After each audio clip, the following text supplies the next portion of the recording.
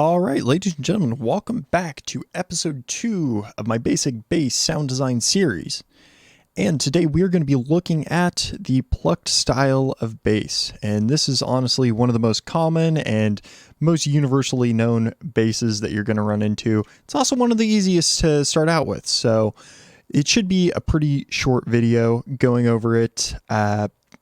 Some of my examples from other songs, not to go into Skrillex too much, but New Order by Dogblood and then Fuck That by Skrillex both have some very plucky basses.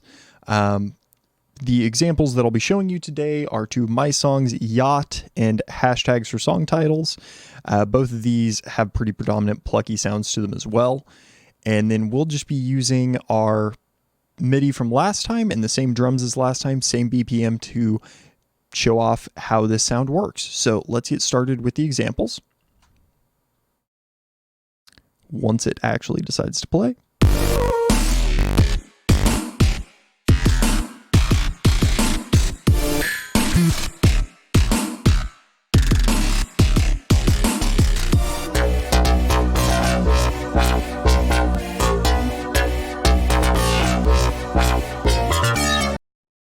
So again, pretty straightforward sounds. Obviously the yacht bass and the hashtags bass have a little bit extra going on. I don't really like to stick with just one specific style of bass all the time. I like to vary it up and add a little bit extra into everything that I do with my basses. So we'll start off with the same MIDI that we used last time, and we'll open up Serum. And so the basic layout for any plucked bass that you want is you're probably going to want to use a low-pass filter. Low-pass filters are the most common ways to make a plucked style bass of any sort. If you want it to just pluck once with every key press, use an envelope. Trigger will do multiple. Since we've got these long sustained notes, just to keep things more interesting, I'm going to go with a trigger based one just so that we have multiple plucks per key press. And you will make just this nice downsloping LFO, and then you can just assign that to your low pass filter. And if you want it to be a really bassy pluck, you just... I forgot to remute my last video. Sorry about that. Anyway, so we keep it like this, and then...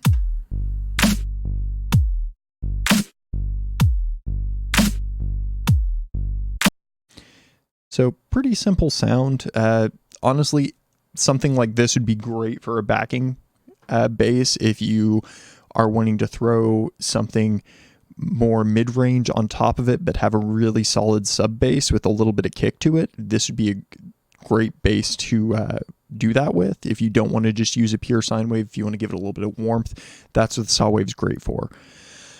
But if you're wanting it to have a little bit more twang, that's where you start altering where this cutoff goes. So the higher up you go, the more high pitch twang you get off of it. So we'll just go a little bit higher. And bring it even higher.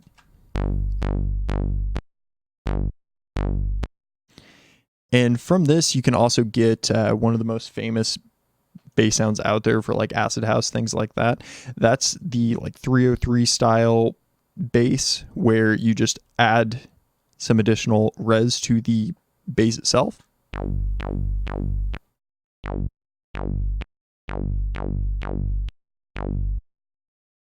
And so you can even jack that resonance up even higher.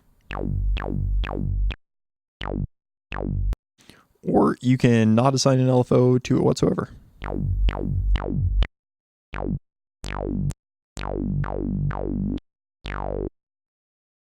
So obviously, if you've ever listened to any sort of acid house style track, you probably heard that type of bass. Some of Dogblood's tracks sound like that. I'm not sure if it's Skrillex or the other guy in there that enjoys making 303 style basses, but hey, they're there. But myself personally, not a huge 303 acid style bass guy. However, you can make some really interesting stuff with FM because I am an FM guy. So we'll just stick with our saws. I'm going to try to keep these videos focused within saws and sines because those are the two most universally used waveforms inside of synthesis. And so those are the ones that you're going to run into the most. They do work very well for FMing as well because they're so simple. For some of the sound design that we'll go through in this series, I will use spectral wavetables and things like that because they are necessary for things like growls.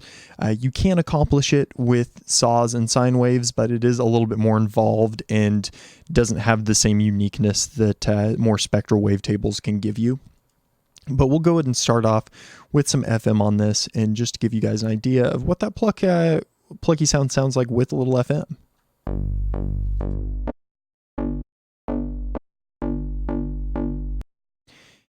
And then you can assign an LFO to the FM. That'll give it even more of a plucked sound.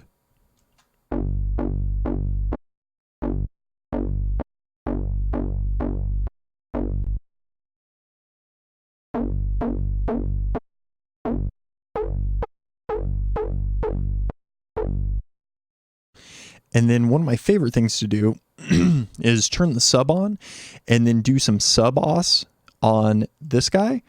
And messing with this octave makes a big difference. This makes a massive amount of difference because you really add it lightly to give it the sound that you're wanting.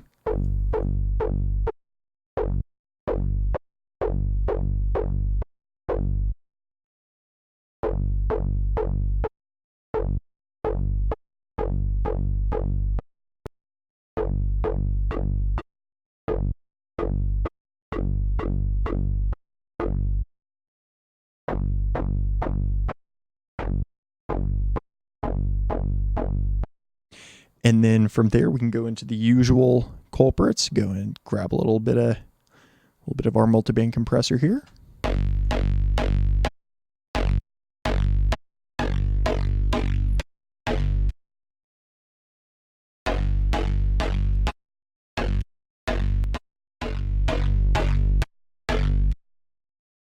And then if you're going for really transient heavy pluck, you don't want it to have a ton of sustain like this one does.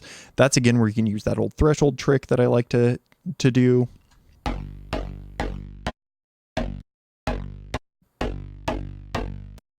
But that doesn't sound quite fat enough for me. So instead, I'm going to go ahead and copy that LFO. You could also accomplish all of this with envelopes too. I just have it this way because I like having it retrigger based on the rate, and then give it kind of a fat envelope and then throw that on the threshold. So it still rolls off to silence, but it gives it a fatter body. And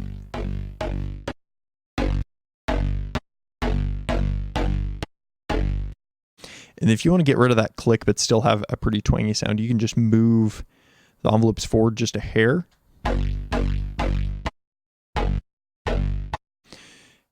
And then you can also adjust the MIDI. In this case, we would probably just want to grab our MIDI here and just shave a hair off of it. And then if you'd like it to ring out just a hair, add a little bit of release. And that's essentially how you make a twangy bass. If you want to widen it out a little bit without the hyper dimension, because that does thicken it in a very specific way, use a little bit of chorus.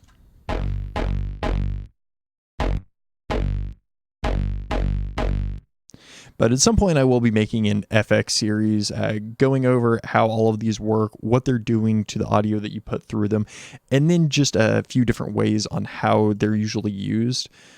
Obviously, the most common ones that I use in the series, you're going to have a pretty good grasp on by the end of it, such as hyperdimension, compressor, and distortion. But the only one of these that I don't use on a regular basis is EQ, because you've EQ8 for that, or whatever EQ that you normally use. However, it definitely does have its purposes, and we will use it at some point. So the other type of twangy type plucked bass that you can get into a lot involves, let me find it here, the band reject filter. And so this one sounds and works a little bit differently than the low pass. It gives it a more formanty sound, and I'll go through and kind of demonstrate what I'm talking about here. So we'll go ahead and remove all modulators from this guy. obviously way crunchier. That's due to the FM, so we're going to drop that down just a hair.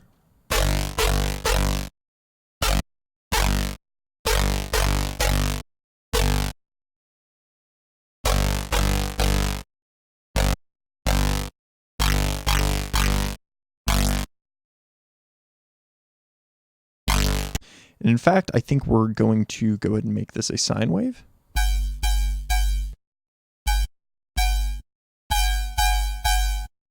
Okay, so that's not quite as plucky. That's more of a different type of bass that we'll get into. That's more of an one of these FM hollow type basses, as I like to call them. However, this can absolutely be turned into something more plucky just by using this filter. And so we're going to use LFO 1 to adjust our width. And so that's pretty much all you actually have to do to give something a pluckier sound. And the faster this width is removed, the more of that kind of plucky aspect you're going to get. And so you can also adjust the cutoff. That makes a massive difference in the timbre of the sound.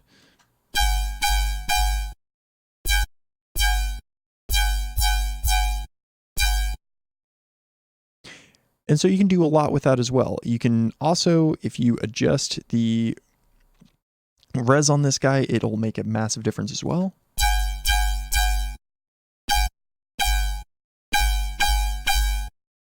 So that can give it even more of a transient sound. The other trick to making a more transient sounding pluck is to add some noise into it, but do it on a really fast LFO, such as the LFO 2 here that I've got set up. And then you can use all sorts of different attacks for the effect. Typically, if you're wanting a more smooth sounding pluck, something that sounds a lot more natural, you're going to want to put it through whatever filters you have running as well. You don't have control of that in the FX side. Everything's going to be going through the filter, but you absolutely don't want to set it to direct out, and you do want to toggle the in button on the filter here. So we'll just mess around with a few of these different noises and see how they alter the sound.